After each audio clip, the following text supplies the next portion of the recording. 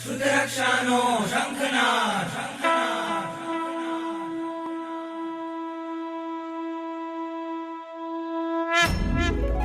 વંદે શુદ્ધજ્ઞાનમ, વંદે શુદ્ધજ્ઞાનમ, વંદે શુદ્ધજ્ઞાનમ, વંદે શુદ્ધજ્ઞાનમ.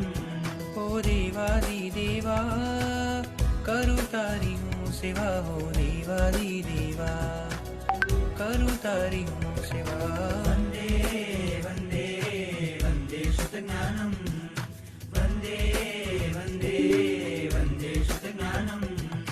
વંદે વંદે વંદે શુદ્ધજ્ઞાનમ, વંદે વંદે વંદે શુદ્ધજ્ઞાનમ. વંદે વંદે વંદે શુદ્ધજ્ઞાનમ, વંદે વંદે વંદે શુદ્ધજ્ઞાનમ. વંદે શાસનમ, શાસનમ, વંદે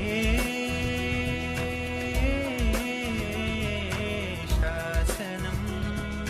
શાસનમ.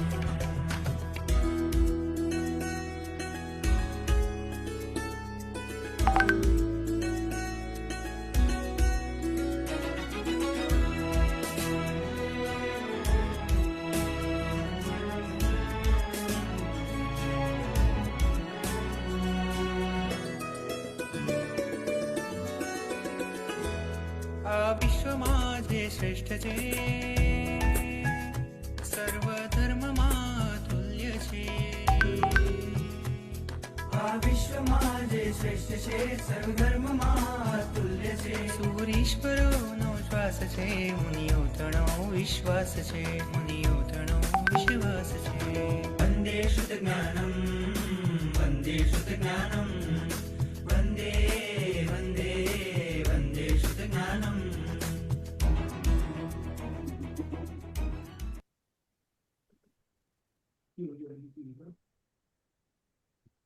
પ્રણામ કરું છું. પ્રણામ. નમો નમઃ. પ્રણામ ગુરુજી. પ્રણામ નમસ્કાર. ગુરુજી. પ્રણામ ગુરુજી. નમો સાતામાં છો? નમઃ. સાતામાં છો? પ્રણામ ગુરુજી. પ્રણામ પ્રણામ પ્રણામ ગુરુજી. પ્રણામ ગુરુજી.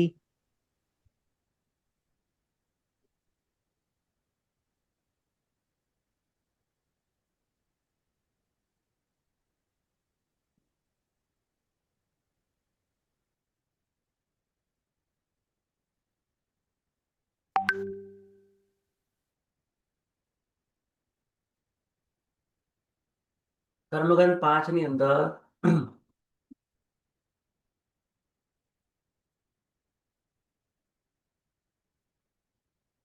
આપણે સ્થિતિબંધ શરૂ કર્યો.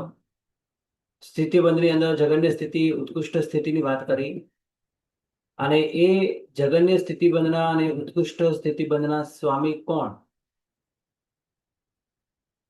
તો એની પણ આપણે અહીંયા શરૂઆત કરી હતી. ગુરુજી, હા બોલો. એ જે સ્થિતિબંધનું એક્સેલ વાળી શીટ આપણે જે શેર કરી હતી ને, એમાં સમજવામાં પ્રોબ્લેમ થાય છે ગુરુજી અમને. હા, શું પ્રોબ્લેમ થાય છે બોલો. અમે બધા સ્વાધ્યાય કરતા હતા ને, તો ધીરુભાઈ પંડિતજીની બુકમાં જે પ્રમાણે લખ્યું છે ને, અને આપે જે રીતે ફોર્મ્યુલા મૂકી છે ને, એ બેમાં અમને ભેદ જણાય છે. હા બોલો, શું એટલે ક્યાં પ્રોબ્લેમ હતો બોલો. આપ સ્ક્રીન ઉપર એ લાવો ને, એ એક્સેલ વાળું ટેબલ જે છે ને ગુરુજી. એ જ કરું છું. એક મિનિટ.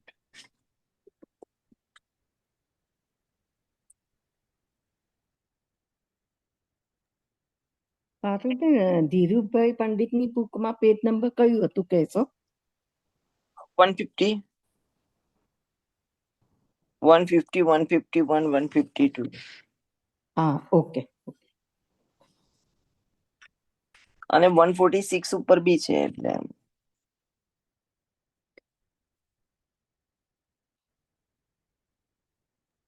હાજી બોલો, ક્યાં પ્રોબ્લેમ હતો?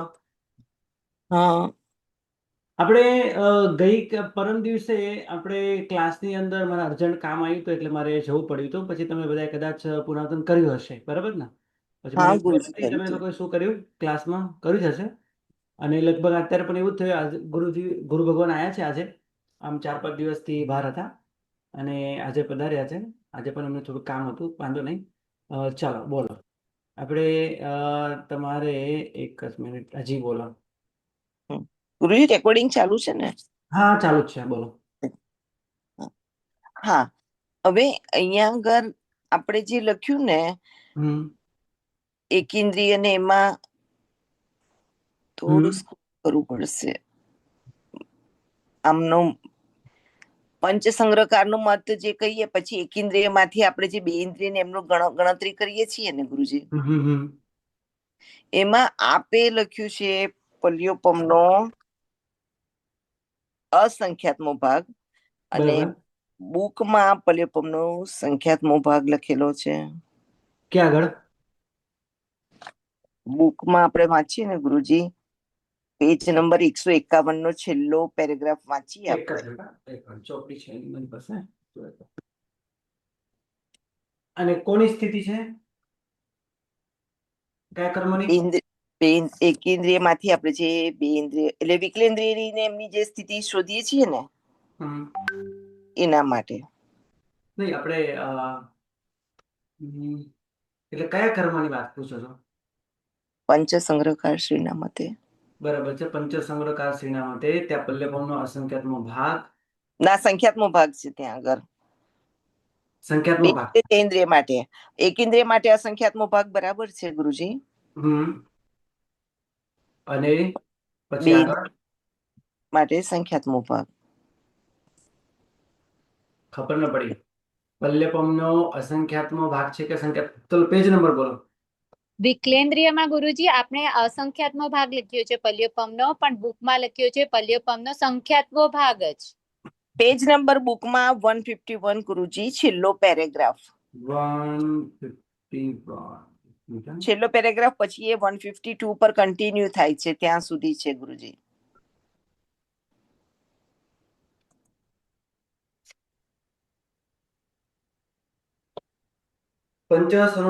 છેલ્લો છે. પરંતુ પંચસંગ્રહકારનો આશય ઘણો જુદો પડે છે. તેઓનો અર્થ એવો છે કે પોતાની ઉત્કૃષ્ટ સ્થિતિને મિથ્યાત્વની ઉત્કૃષ્ટ સ્થિતિ વડે ભાગતા જે આવે એ જ એકેન્દ્રિય જીવો વડે બંધને યોગ્ય જગન્ય સ્થિતિ જાણવી. તેમાંથી પલ્લવમનો અસંખ્યાતમો ભાગ ઓછો કરવાની જરૂર નથી. અર્થાત ભાગવાથી જે આવી તે જ એકેન્દ્રિય જીવનું જગન્ય સ્થિતિ કહેવાય. અને ત્યાં પલ્લવમનો એક સંખ્યાતનો ભાગ ઉમેરીએ એટલે એકેન્દ્રિયની યોગ્ય ઉત્કૃષ્ટ સ્થિતિ થાય. પલ્લવમનો એક અસંખ્યાતનો ભાગ ઉમેરીએ. એ બરાબર છે ત્યાં સુધી ગુરુજી. પછી આગળ છેલ્લી લીટી આવે છે ને એમાં અને છે. તેમાં પલ્લવમનો એક અસંખ્યાતનો ઉમેરે એટલે એકેન્દ્રિય યોગ્ય ઉત્કૃષ્ટ સ્થિતિ, મિથ્યાત્વની ઉત્કૃષ્ટ સ્થિતિ વડે ભાગવાથી સંપૂર્ણ સાતીય 3 ભાગ વગેરે એકેન્દ્રિય યોગ્ય જગતની સ્થિતિ આવે. 25, 50, 100, 200 ગુણતા જે જગતની સ્થિતિ થાય તે બે ઇન્દ્રિય આદિ જીવો જગતનીતિ બાંધે. એકેન્દ્રિયના જગન્ય બંધને યોગ્ય 3.7 સાતીય 3 ભાગ આદિ જે સ્થિતિ છે તેમાં પ્રથમથી જ પલ્લવમનો સંખ્યાત્મક ભાગ ઉમેરીએ. ત્યાં સંખ્યાત્મક ભાગ કીધો છે એમ ને? સાતીય 3 હા, ભાગ એ ત્યાં આગળ ભેદ છે તેમાં ગુરુ. પ્રથમ તે જ પલ્લવમનો સંખ્યાત્મક ભાગ ઉમેરો અને પછી 25, 50, 100 વડે તેમાં કરવાથી જેટલી સ્થિતિ આવે તેટલી ઉત્કૃષ્ટ સ્થિતિ બાંધે. સર એક બીજું બી છે, આપણે પેલા મલ્ટીપ્લાય કર્યું છે, એમાં આપ્યું છે શું કે પેલા એડ કરવાનો સંખ્યાત્મક ભાગ અને પછી 25-50 વડે ગુણવાનું બુકમાં લખેલું છે. અહીંયા જો અહીંયા ચલો 75 બાય વાંધો નહીં, હું જોઈ લઉં છું પછી વાત. બરાબર. હા, બસ ઈ જ હતું ગુરુજી.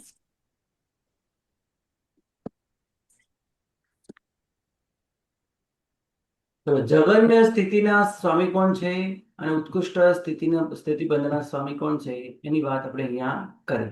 હવે આ જગન્ય અને ઉત્કૃષ્ટ આ બંનેની વાત બતાવતા એની વચ્ચે જે જગન્ય નથી એને કહેવાય અજગન્ય. જે ઉત્કૃષ્ટ નથી તેને કહેવાય અનુત્કૃષ્ટ. એટલે જગન્ય, અજગન્ય, ઉત્કૃષ્ટ અને અનુત્કૃષ્ટ, આ 4 વિકલ્પ થયા.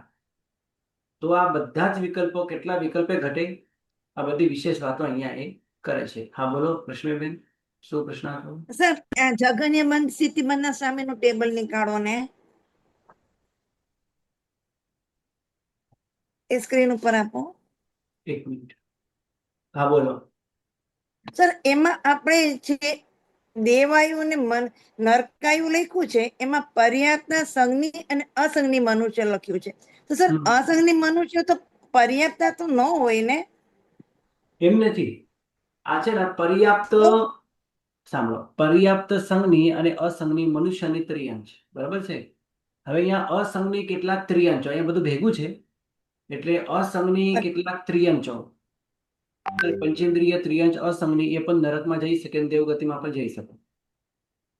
અચ્છા, અસંજ્ઞી પણ એટલે દેવગતિમાં જાય પણ એ પછી પર્યાપ્ત હા. સંજ્ઞી જાય, હે ને? અપર્યાપ્ત અસંજ્ઞી ન જાય, પર્યાપ્ત અસંજ્ઞી જઈ શકે છે. એટલે આપણે નરકમાં જઈ શકે, અહીંયા દેવલોકમાં અસંજ્ઞી જઈ શકે. મનુષ્ય નહીં, પર્યાપ્ત અસંજ્ઞી ત્રિયંશ મનુષ્ય નહીં, ત્રિયંશ પર્યાપ્ત અસંજ્ઞી ત્રિયંશ એ દેવગતિમાં પણ જઈ શકે, નરગતિમાં જઈ શકે. એ તો જઈ શકે, પણ અસંજ્ઞી હવે મનુષ્ય કેવી રીતે લીધા એ નથી ખ્યાલ આવતો. ના ના, એ નથી લેવાના. એ પર્યાપ્ત સંજ્ઞી એ મનુષ્યની સાથે જોઈન કરવાનો અને અસંજ્ઞી, એટલે પર્યાપ્ત સંજ્ઞી મનુષ્ય અને ત્રિયંશ બંને સાથે જોઈન કરવાનો. અસંજ્ઞી ખાલી માત્ર ત્રિયંશ સાથે જોઈન કરવાનો. અચ્છા, હમ. હા, તો કારણ કે ખ્યાલ આવી મનુષ્યની ગયો. અંદર, કારણ કે મનુષ્યની અંદર જે અસંજ્ઞી મનુષ્ય હોય છે એ પર્યાપ્ત હોતા જ નથી. ના હોય. હા, હોતા જ નથી, પછી એને વિચારવાનું જ નથી. અસંજ્ઞી મનુષ્ય હોય છે પણ પર્યાપ્ત નથી હોતા. ખ્યાલ આવ્યો? પર્યાપ્ત હા, સંજ્ઞી ખ્યાલ આવી ગયો. મનુષ્ય અને ત્રિયંશ, એટલે આ બે જીવો હમ. થયા. પર્યાપ્ત સંજ્ઞી મનુષ્ય થયા, પર્યાપ્ત સંજ્ઞી, 1 મિનિટ હું લખું તમને વધારે ખ્યાલ આવશે. પર્યાપ્ત સંજ્ઞી મનુષ્ય, બરાબર છે. આ હા, દેવ બરાબર. નરક આયુષ્ય બંને બાંધી શકે છે, બંને આયુષ્ય બાંધી શકે હા. છે. બરાબર. પછી આવશે હા. પર્યાપ્ત અસંજ્ઞી મનુષ્ય. આ હોય જ નહીં, હોય જ નહીં તો પછી જાય જ નહીં. દેવ આયુષ્ય કે નરક આયુષ્ય બાંધે જ નહીં. બરાબર. અસંજ્ઞી મનુષ્ય હોય તો હોય જ નહીં, તો એને વિચારવાનું જ નથી. હા, તો હા. પછી અહીંયા આપણે લખ્યું છે કે પણ પર્યાપ્ત અસંજ્ઞી મનુષ્ય નથી હોતો પણ ત્રિયંશ હોય છે, તો એ દેવ આયુષ્ય કે નરક આયુષ્ય બાંધીને જઈ શકે. અચ્છા, એટલે આવી રીતે લેવાનું છે. જી, જી. બરાબર. હવે જે જીભે કેમ છે કે આવું આખા દુનિયામાં જ નથી, તેને કઈ વિચારવાની જરૂર નથી. એટલે હમ. પર્યાપ્ત અસંજ્ઞી મનુષ્ય એટલે અસંજ્ઞી મનુષ્ય ક્યારે પર્યાપ્ત હોતા જ નથી. હોતા જ નથી. બસ સર આ જ સમૂર્ચિ કન્ફ્યુઝન. મનુષ્ય જઈ શકે દેવ અથવા નારદ ગતિમાં? સમૂર્ચિ મનુષ્ય, સમૂર્છિમ, ફરી બોલો, સમૂર્છિમ. સમૂર્ચિ મનુષ્ય દેવ અથવા નરક ગતિમાં ના જઈ શકે? ના ના ના, ન જઈ શકે. ના જાય, ના જઈ શકે. દેવ આયુષ્ય કે નરક આયુષ્ય બાંધે જ નહીં. કારણ કે જે સમૂર્છિમ મનુષ્ય છે એ નિયમ અપર્યાપ્ત હોય, અને જે નિયમ અપર્યાપ્ત છે એ દેવગતિ નરક ગતિમાં જાય જ નહીં. યાદ રાખવાનું આપણે એ છે કે દેવ ગતિમાં અને નરક ગતિમાં જનારા પર્યાપ્ત જ હોય, સંજ્ઞી જ હોય. પર્યાપ્ત સંજ્ઞી જ હોય અને કેટલાક અસંજ્ઞી પર્યાપ્ત ત્રિયંશ પણ હોય કે જે નરક અને દેવગતિમાં જઈ શકે. જી.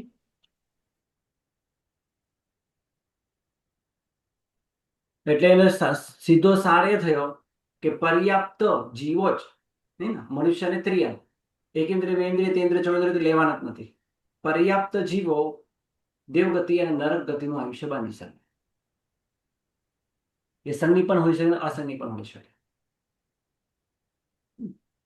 ગુરુજી, ગઈકાલે આપણે કર્મગ્રંથ 6 માં જે ટેબલ શેર કર્યું હતું ને કે આજે આનું જ બંધ કરે ને આ જીવો આનો બંધ કરે, એ બહુ જ સરસ હતું ગુરુજી.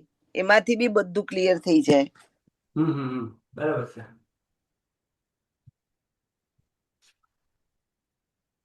જગન્ય સ્થિતિબંધના સ્વામી આપણે જોયા. હવે આગળ શેની વાત આવે છે તો આપણે હવે થોડી આગળ વાત કરીએ. હવે આપણે વાત કરી રહ્યા છે સ્થિતિબંધના સાદી આદિ ભાંગા,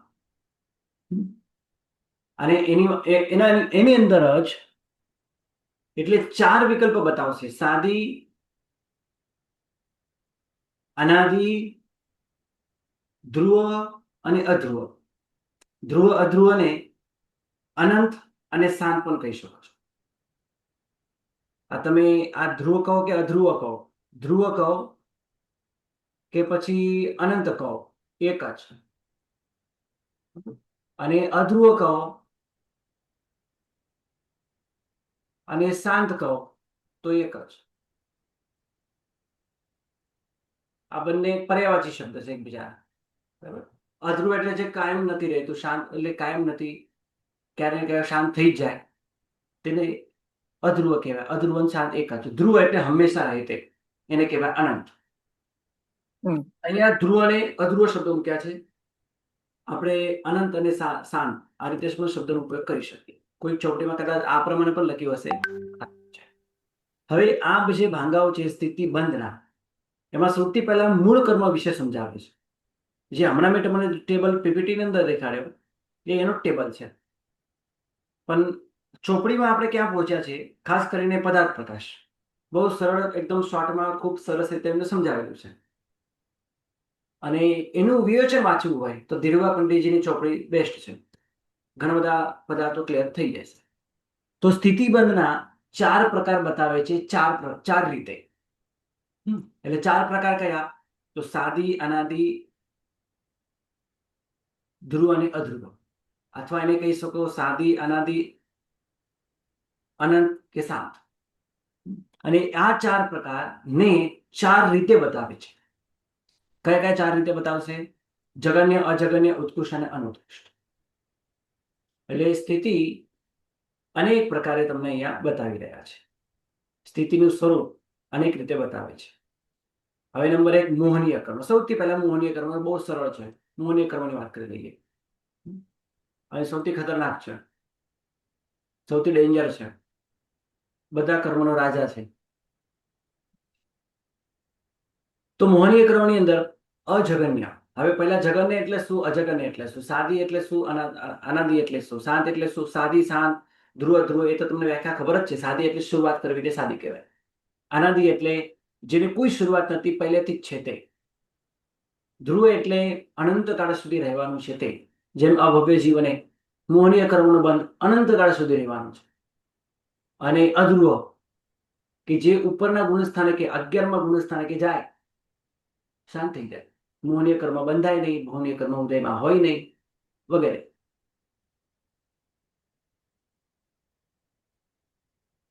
પણ એ 4 પ્રકારને આપણે 4 રીતે જોવાનો છે.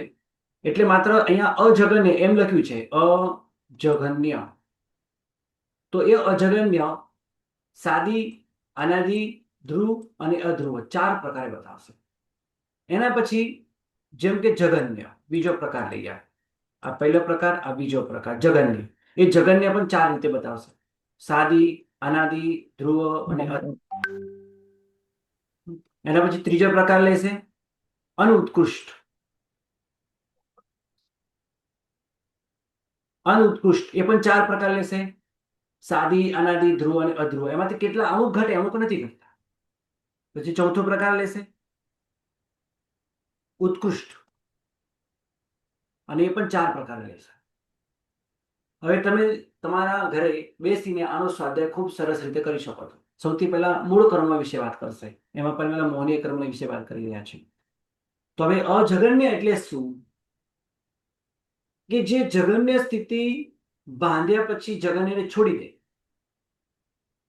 એટલે અજગન્ય શરૂ કરી દે. અને ઉત્કૃષ્ટ બાંધતો બાંધતો ઉત્કૃષ્ટને છોડી દે તો એ અનુત્કૃષ્ટમાં આવી જાય.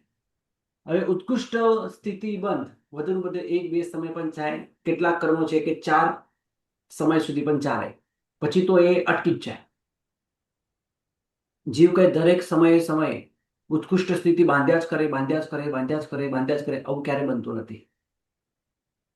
કારણ કે આત્માના પરિણામો, એના કસાયો પણ ચેન્જ થતા હોય છે, પ્રકૃતિ ચેન્જ થતી હોય છે, સ્વભાવ ચેન્જ થતો હોય છે, લેશાઓ ચેન્જ થતી હોય છે, યોગ ચેન્જ થતો હોય છે. અને એ યોગની અંદર આપણું મન પણ એટલું જ ચંચળ હોય છે. એના કારણે કોઈ પણ ઉત્કૃષ્ટ સ્થિતિ કે કોઈ પણ જગન્ય સ્થિતિ વારંવાર પહેલા સમય બંધાય તો બીજા સમય પણ બંધાય, ત્રીજા સમય પણ બંધાય, ચોથા સમય પણ બંધાય, આવું ન બને. આવું ન બને.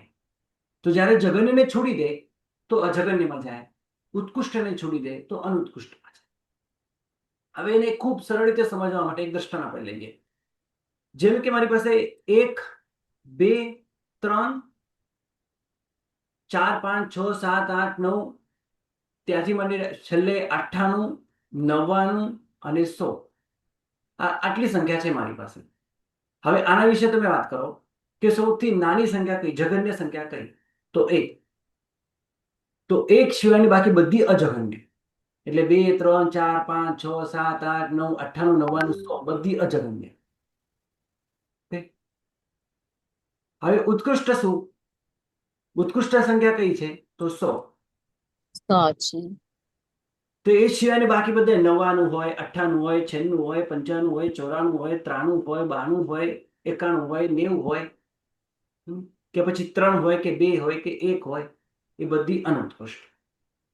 તો એકને તમે આમ સામાન્યથી એકને તમે જગન્ય પણ કહી શકો અને ઉત્કૃષ્ટ નથી એમ પણ કહી શકો છો. વાત સાચી છે? ઉત્કૃષ્ટ નથી અને જગન્ય પણ છે. પણ જ્યારે બેને શું કહેવાય? અજગન્ય પણ કહી શકો અને અનુત્કૃષ્ટ પણ કહી શકો. 2 સંજ્ઞા છે. એટલે દરેકને 2 સંજ્ઞા મળશે. દરેક સંખ્યાને 2 સંજ્ઞા મળશે. 2 શું છે? જગન્ય નથી એટલે અજગન્ય છે. આમ ઉત્કૃષ્ટ નથી એટલે અનુત્કૃષ્ટ પણ છે. પણ જ્યારે 1 જગન્ય છે, અનુત્કૃષ્ટ છે, 100 ઉત્કૃષ્ટ છે અને અજગન્ય છે, જગન્ય નથી. પણ હવે જ્યારે 1 ની અને આપણે 100 ની વાત કરશું, હવે જ્યારે એ ઉત્કૃષ્ટ છે તો આપણે અજગન્યની વાત છોડી દેવા. એના માટે એને બહુ મોટું સિમ્બોલ મળી ગયું છે, એને બહુ મોટી પદવી મળી ગઈ છે, એ ઉત્કૃષ્ટ છે. પછી એને અજગન્ય કહેવાની કોઈ જરૂર નથી. આમ છે પણ કહેવાની કોઈ જરૂર નથી. તો આપણે ક્યાં સુધી 2 થી માંડીને 99 સુધી આપણે અજગન્ય કહીશું. અને અનુત્કૃષ્ટ કોને કહીશું? તો ઉત્કૃષ્ટ આપણે 100, તો 99 થી 2 થી 99 થી માંડીને 2 સુધીની સંખ્યાને આપણે અનુત્કૃષ્ટ. એકને શું કહેશું? એકને આપણે જગન્ય જ કહેવાનું. 100 ને શું કહેશું? 100 ને આપણે ઉત્કૃષ્ટ જ કહેવાનું. તો વચ્ચેની સંખ્યા 2 થી લઈને 99 સુધીની સંખ્યાને 2 સંજ્ઞા છે, ઉત્કૃષ્ટ, અનુત્કૃષ્ટ અને અજગન્ય. પણ આપણે એને જેમ કે આપણે 25 ની સંખ્યા છે. હવે 25 ની સંખ્યાને મારે કહેવું શું? ઉત્કૃષ્ટ કે અનુત્કૃષ્ટ કેવું કે અજગન્ય કેવું? મતલબ જે કેવું એ કહી શકો, હે ના? પણ એ જ્યારે 1 થી એટલે 1 પાસેથી આવ્યો હોય, 1 ની નજીકથી આવ્યો હોય તો એને આપણે અજગન્ય કહીશું. એને આપણે અજગન્ય કહીશું. અને ઉત્કૃષ્ટ છોડીને 25 સુધી આવ્યો હોય તો અનુત્કૃષ્ટ કહીશું. એટલે જવાના આવવાના 2 માર્ગ છે. જેમ ટ્રેન જતી હોય તો એક જ સ્ટેશન જતા પણ આવે અને પાછા રિટર્ન આવતી વખતે પણ આવે. પણ છતાં એ 25 ની સંખ્યાને તમે અહીંયા કહેશો શું? તો ઉત્કૃષ્ટ બંદરે છોડીને, ઉત્કૃષ્ટ સ્થિતિ બંદરે છોડીને એ 25 સુધી આવ્યો હોય તો અનુત્કૃષ્ટ કહેશું. અને જગન્ય થી નીચે ઉતરતો 25 માં આવ્યો હોય તો આપણે અજગન્ય કહીશું. આ સામાન્યથી એક એક્ઝામ્પલ લઈને સમજાવ્યું છે એટલે આપણે ખ્યાલ આવે કે અજગન્ય શું છે, જગન્ય શું છે, ઉત્કૃષ્ટ શું છે, અનુત્કૃષ્ટ શું છે. પણ આ દ્રષ્ટાંતથી ખૂબ સારી રીતે બધી ખબર પડશે. નંબર 1, મોહનીય કર્મ. મોહનીય કર્મની આપણે શરૂઆત કરી તો મોહનીય કર્મની અંદર શું બતાવે છે? તો અજગન્ય સૌથી પહેલા, એટલે જગન્ય સ્થિતિ ન બંધાઈ હોય. હવે મોહનીય કર્મની, હવે મને એમ કહો કે મોહનીય કર્મની જગન્ય સ્થિતિ ક્યાં બંધાય? તમે ભણી ગયા જગન્ય સ્થિતિ બંધ, મોહનીય કર્મના જગન્ય સ્થિતિ બંધ ક્યાં? તમે કહેશો કયા કર્મનો? સૌથી છેલ્લામાં છેલ્લો કર્મ બોલો. સંજલન લો. સંજલન લો. સંજલન. એની જગન્ય સ્થિતિ ક્યાં બંધાય? સૌથી ઉપર 10મા ગુણ સ્થાને. અને ક્ષપક શ્રેણીમાં. 9મા ગુણસ્થાને કે અંતિમ સમય. 10મા ગુણસ્થાને કે માત્ર ઉદય હોય બંધ ના. ઉદય હોય બંધ ના હોય. બંધ ના. 9મા ગુણસ્થાને અંતિમ સમય ક્ષપક શ્રેણી વાળો. ઉપસમ શ્રેણી વાળો નહીં. ઉપસમ શ્રેણી કરતા ક્ષપક શ્રેણીની વિશુદ્ધિ અનંત ગુણી હોય અને એ જ જગનને બંધ કરી શકે છે. એનો મતલબ એમ થયો કે જે આ ગુણસ્થાનક જે જીવો હજી સુધી પ્રાપ્ત કરી જ નથી એ જગનને સુધી પહોંચ્યો જ નથી. આપણા જેવા જીવો જગનને સુધી પહોંચ્યા જ નથી, એટલે આપણે અજગરને બાંધી રહ્યા છીએ. તો શું કહે છે કે સાદી નંબર 1. હવે મોહનીય કર્મની સાદી એટલે શરૂઆત ક્યારે થાય? તો ઉપસમ શ્રેણીથી પડીને 9મા ગુણસ્થાને આવેલા જીવને સૌથી પહેલા સમય શરૂઆત થાય. હવે કોની શરૂઆત? શરૂઆત તો તમે સમજ્યા, મોહનીય કર્મની શરૂઆત. તો એ મોહનીય કર્મની શરૂઆતને તમે શું કહેશો? તો અજગન્ય. જગન્ય નહીં, જગન્ય તો સપક્ષણીમાં આવશે, પણ એ બહુ નજીક, જગન્યની બહુ નજીક છે ને એટલે અજગન્ય કહેશે. નંબર 2 અનાદિ. હવે આ જ અજગન્ય 10મું ગુણસ્થાનું આજ સુધી જેને પ્રાપ્ત કર્યું જ નથી, નહીં પામેલા એવા જીવોને અનાદિકાળથી અજગન્ય સ્થિતિ બંધ ચાલે. હવે એની અંદર ઉત્કૃષ્ટ પણ આવી ગયો, હે ને, એની અંદર ઉત્કૃષ્ટ પણ આવી ગયો. ક્યારેક ક્યારેક એ ઉત્કૃષ્ટ પણ મારે, પણ જગન્ય નથી જ બાંધતો. ટૂંકમાં નંબર 3 ધ્રુવ. ધ્રુવ એટલે અનંત. અભવ્ય જીવને આ અજગન્ય બંધ, અભવ્ય જીવને આ અજગન્ય બંધ, કારણ કે એ જગન્ય ક્યારે કરવાનું જ નથી, ઉપરના ગુણસ્થાન કે ક્યારે જવાનું જ નથી. એ ઉત્કૃષ્ટ કરશે અને અનુત્કૃષ્ટ કરશે અને અજગન્ય પણ કરશે, કારણ કે જગન્ય તરફ નથી જાય, ક્યારે જવાનું નથી, કારણ કે અનુત્કૃષ્ટને અજગન્ય પણ કહી શકો છો, હે ને. એ અપેક્ષા એને અનંતકાળ સુધી અજગન્ય સ્થિતિ બંધ થવાનો જ છે. જગન્ય ક્યારે થવાનો જ નથી. નંબર 4 અધ્રુવ. ભવ્ય જીવ જ્યારે ભવ્ય જીવ આ રીતે શ્રેણીમાં ચડે તો એને જગન્ય નજીકનો અજગન્ય સ્થિતિ બંધ થાય છે, અને એ થયા પછી ક્યારેક તો શાંત થાય જ. ભવ્ય જીવને સપક શ્રેણીમાં જગન્ય સ્થિતિ બંધ આવે એટલે અજગન્ય શાંત થઈ જાય. એટલે 9મા ગુણસ્થાનકના અંતિમ સમય શાંત થાય. તો આને કહેવાય અજગન્ય સ્થિતિ બંધ. 4 પ્રકારે. આની વાત કરીએ આગળ. જગન્ય સ્થિતિ બંધ તો સાદી, એની શરૂઆત ક્યારે? તો એક જ સમય હોય, ચરમ સમય. 9મા ગુણસ્થાનકના ચરમ સમય સપક શ્રેણીમાં. તો હવે આ જગન્યની સાદી થઈ, તો હવે અધ્રુવ એટલે શાંત ક્યારે થાય? તો સપક શ્રેણીમાં 10મા ગુણસ્થાનકે જેવો જાય તરત જ બીજા જ સમય શાંત થઈ જાય. એક જ સમયનો બંધ છે આ સપક શ્રેણીમાં 9મા ગુણસ્થાને ચરમ સમય, અને એ જ જીવ જયારે 10મા ગુણસ્થાનકે જાય ત્યારે એકદમ શાંત થઈ જાય. એટલે જગન્ય સ્થિતિ છોડી દીધી. અજગન્ય બાંધતો નથી, ઉત્કૃષ્ટ બાંધતો નથી, 10મા ગુણસ્થાનકે બંધ છે જ નહીં. તો સપક શ્રેણીમાં 10મા ગુણસ્થાને ન હોવાથી એ શાંત થઈ જાય, અધ્રુવ. અને બાકીના 2 વિકલ્પ નહીં. બાકીના 2 વિકલ્પ, કારણ કે જગન્ય તો એક જ સમય બંધાય, તો એ ધ્રુવ બંધાય જ નહીં. એક જ સમય છે, બીજો સમય છે જ નહીં, તો ધ્રુવ ભાંગો જ નહીં આવે. બીજા સમય બંધાય તો આપણે કહીએ છીએ ને, પહેલા સમય બંધાય, બીજા સમય પણ બંધાય, પણ બીજા સમય છે જ નહીં અહીંયા, તો ધ્રુવ વિકલ્પ જ નહીં, એટલે આપણે એ બતાવે જ નથી. નંબર 4 અધ્રુવ. એ જ પ્રમાણે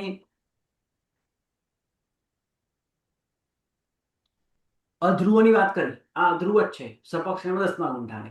અનાદિ નથી. આ કઈ અનાદિથી ક્યારે બંધાય નહીં, કારણ કે એક જ સમય બંધાય. અને ધ્રુવ પણ નહીં, હંમેશા બંધાય.